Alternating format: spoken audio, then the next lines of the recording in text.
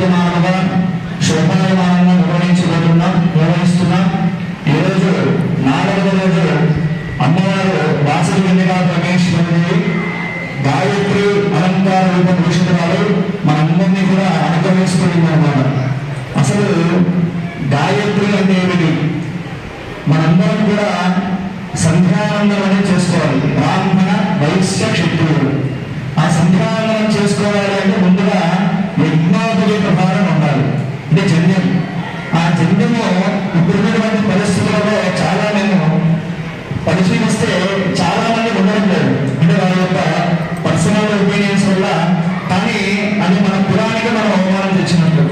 కాబట్టి ఆ జన్యం ద్వారా మనకు శక్తి వస్తుందన్నమాట. ఆ శక్తి ఇచ్చేటువంటి కవుడే గాయత్రి దేవి.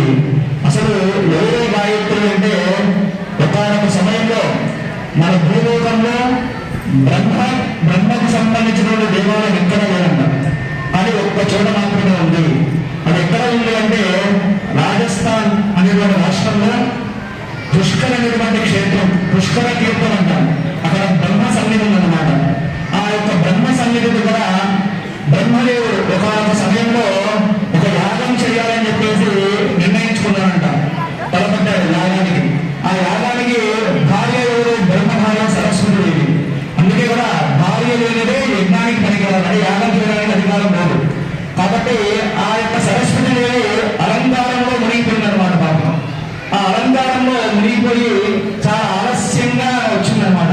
ఇక్కడేమో యాగానికి టైం అయిపోయింది. అప్పుడు బ్రహ్మకి ఏం చేయాలో అర్థం కాక విష్ణువు దగ్గరికి వెళ్ళారంట. ఆయన స్థితికాలం కూడా స్వామి ఏంటి పరిస్థితి అంటే అప్పుడు భూలోకం నుండి ఒక గోపికను తీసుకుని వచ్చారంట. ఆమె ఎవరు అంటే గాయత్రి దేవి. ఆమె ముక్తావిద్రుమ హేమయ నవలఛాయ ముఖే శ్రీక్షణి 5 ముఖాలతో ఉంటుందన్నమాట. పగడపు వర్ణము, తర్వాత నీలవర్ణము, తర్వాత శ్వేతవర్ణము, తర్వాత ఆకుపచ్చ వర్ణములతో అమ్మవారిని అనుగ్రహిస్తుంది. ఆ యొక్క యాగానికి రావడం జరిగింది. ఆ సరస్వతి స్థానంలో వచ్చి ఆ యజ్ఞయాగాలు అన్ని కూడా పూర్తయిపోయిన తర్వాత అందరికీ కూడా సంపదను ఉచ్చతగా అనుగ్రహించింది. ఆ యజ్ఞ ఫలితాలు అందరికీ కూడా దానం వస్తుంది అన్నమాట గాయత్రి దేవి. అందుకే కొంతమంది అంటారు బ్రహ్మ భార్య అని. కానీ బ్రహ్మ భార్య కాదు. ఒకనొక సమయంలో ఆ యొక్క సరస్వతి దేవి స్థానంలో వచ్చినటువంటి మాతని ఆ యొక్క అమ్మవారు ఎక్కడ ఉద్భవించింది అంటే భూలోకంలో ఉద్భవించింది. అందుకే ఆ గాయత్రి మంత్రాన్ని మహామంత్రం అంటాం. ఆ యొక్క మహామంత్రాన్ని ఎప్పటికీ కూడా లోకంలోనే చదువుకోవాలి. ఆ మైకులో పెట్టడం కానీ ఇంకా ఘోరంగా ఏంటంటే కార్లు రివర్స్ చేసేటప్పుడు కూడా ఆ మంత్రాన్ని పెడుతున్నారు. అది చాలా అపచారం అన్నమాట. కాబట్టి ఆ యొక్క గాయత్రి మంత్రం 24 అక్షరాలు ఉంటాయన్నమాట.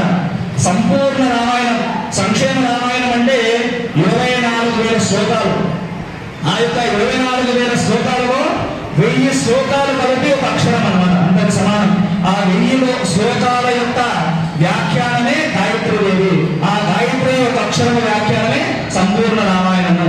కాబట్టి మామూలుగా మంత్రాలు ఉంటాయన్నమాట. ప్రతి మంత్రానికి కూడా ఛందస్సు అని ఉంటుందన్నమాట.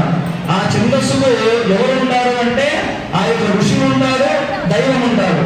కానీ గాయత్రి మహామంత్రానికి విశేషం ఏమిటి అంటే ఒక్కొక్క అక్షరానికి ఒక్కొక్క ఋషి ఉంటారు, ఒక్కొక్క దైవం ఉంటుంది అన్నమాట. కాబట్టి ఆ 24 అక్షరాలు కూడా సంక్షేమ రామాయణానికి 24,000 శ్లోకాలకు అర్థం. కాబట్టి అంతటి అమ్మవారు విద్యను కానీ, జ్ఞానాన్ని కానీ, సంపదను కానీ, ఆ యొక్క ధైర్యాన్ని కూడా ఇచ్చేటువంటి అమ్మవారు గాయత్రి దేవి అన్నమాట. కాబట్టి ఈ యొక్క గాయత్రి మంత్రం ద్వారా మనందరికీ కూడా శక్తి ప్రసన్నమవుతుంది. కాబట్టి ఆ శక్తి ద్వారా మనం ఏదైనా కూడా అసాధ్య